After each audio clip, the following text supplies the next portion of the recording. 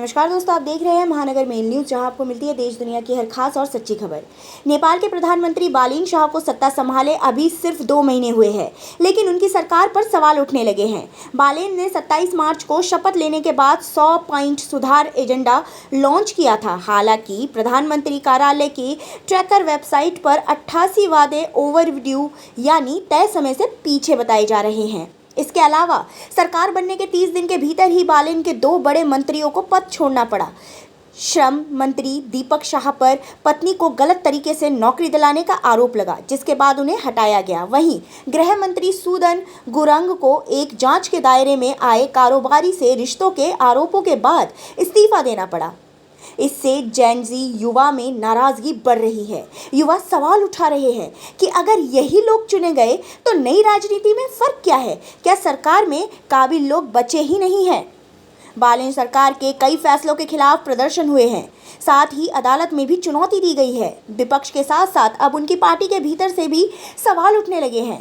संसद में विपक्ष के सवाल पर जवाब न देने पर बालेन की पार्टी राष्ट्रीय स्वतंत्र पार्टी की नेताओं आशिका तमांग और अमरेश कुमार सिंह ने भी सार्वजनिक तौर पर सवाल उठाए हैं।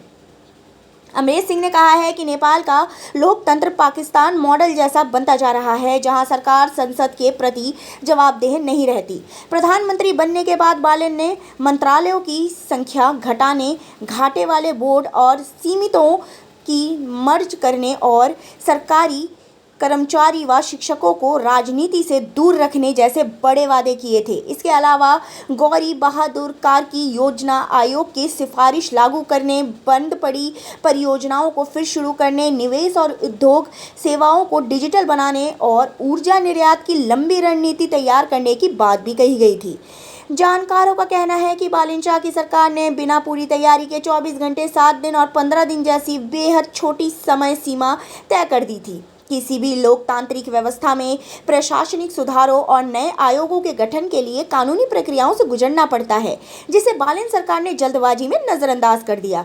इसी कारण शुरुआती 1 महीने में ही उनके कई बड़े वादे पूरे नहीं हो पाए। बालेन सरकार ने पूर्व प्रधानमंत्री सुशीला कार्की के अंतरिम कार्यालय में बनी कार्की आयोग की रिपोर्ट लागू करने का फैसला किया। रिपोर्ट में भ्रष्टाचार और सत्ता के दुरुपयोग की जांच कर सुधार के सुझाव दिए गए थे। यह जेन ज़ी आंदोलन से भी जुड़ी थी। सरकार पर आरोप लगा कि इसे स्पष्ट कानूनी आधार से बिना लागू किया गया। तो दोस्तों, आपका इस पर क्या कहना है? हमें कमेंट बॉक्स में कमेंट करके ज़रूर बताइएगा। साथ ही हमारे चैनल महानगर मेल न्यूज़ को लाइक, शेयर, सब्सक्राइब करना मत भूलिएगा।